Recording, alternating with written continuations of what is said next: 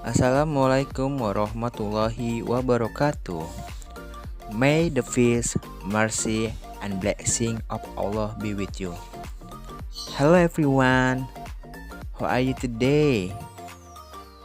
I hope all of you are fine. Right. Today we are going to learn about recount text.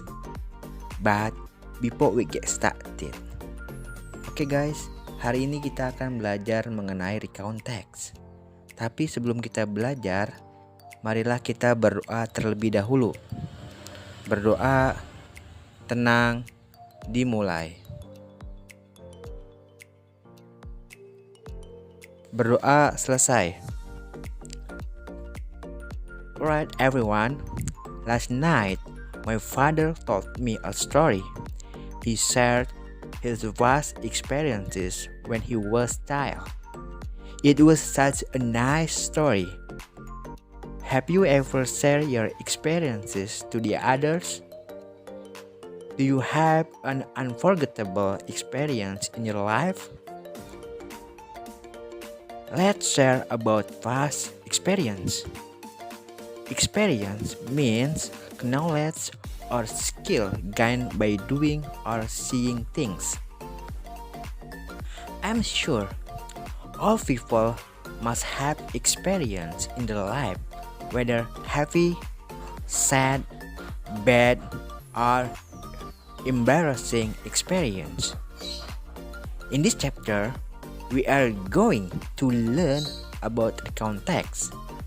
So, let's follow the lesson in this chapter comprehensively.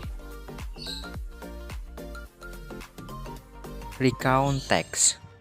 Recount text is a text that telling the reader about one story, action, or activity. Its goal is to entertaining or informing the readers or the listeners. Recount text adalah sebuah teks yang menceritakan sebuah cerita, aksi, maupun aktivitas. Tujuan dari recount text adalah untuk menghibur atau menginformasikan kepada pembaca atau si pendengar. Recount text memiliki beberapa macam jenis teks yang bisa digunakan untuk menulis. Ada 4 macam jenis recount text. Yang pertama adalah personal recount. Personal recount adalah recount text yang berfungsi menceritakan tentang pengalaman pribadi.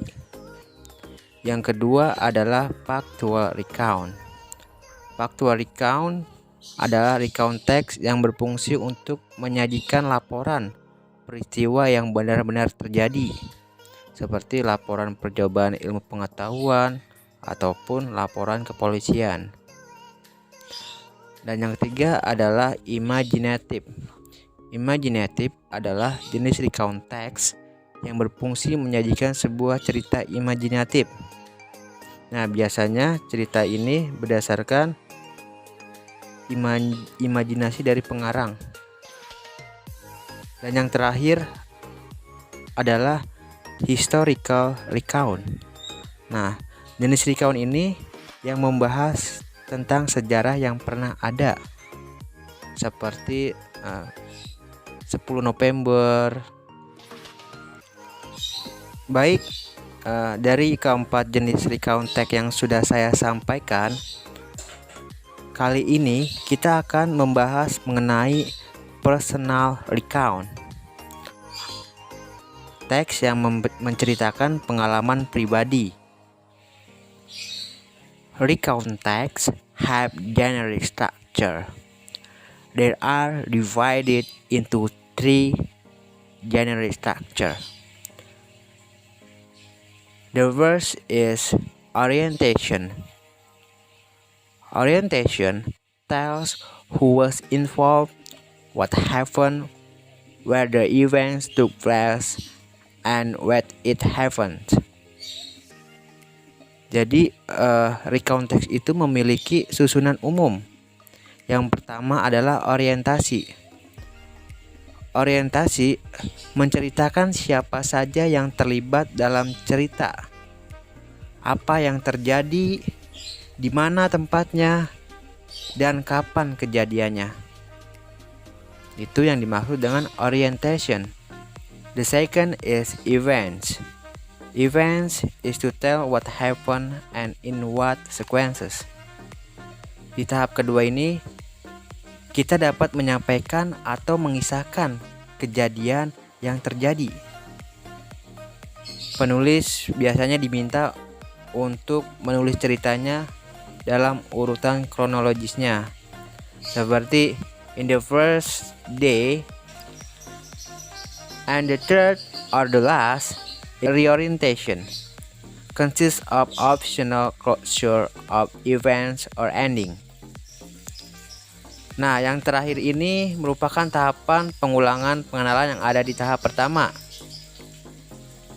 Bisa dibilang ini berisi penutup atau akhir cerita. Biasanya penulis memberikan kesan personalnya terhadap peristiwa yang telah dialaminya.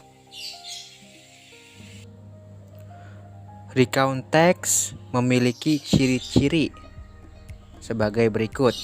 Yang pertama adalah menggunakan kalimat past tense.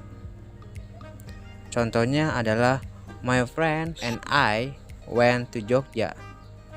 Nah, when-nya itu adalah bentuk kata kerja kedua dari go. Ciri yang kedua, menggunakan adverb atau adverbial phrases untuk mengungkapkan waktu dan tempat.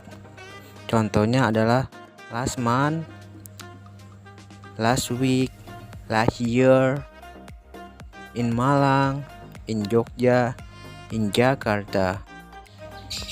Ciri berikutnya menggunakan conjunction dan time connectives untuk mengurutkan peristiwa atau kejadian. Contohnya and, or, after that, etc. Last year, my friend and I went to Jogja. We visited many places. First, we visited Parangtritis Beach.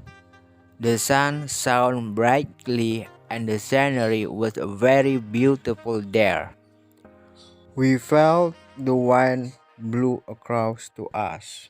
We also saw a lot of people in the beach.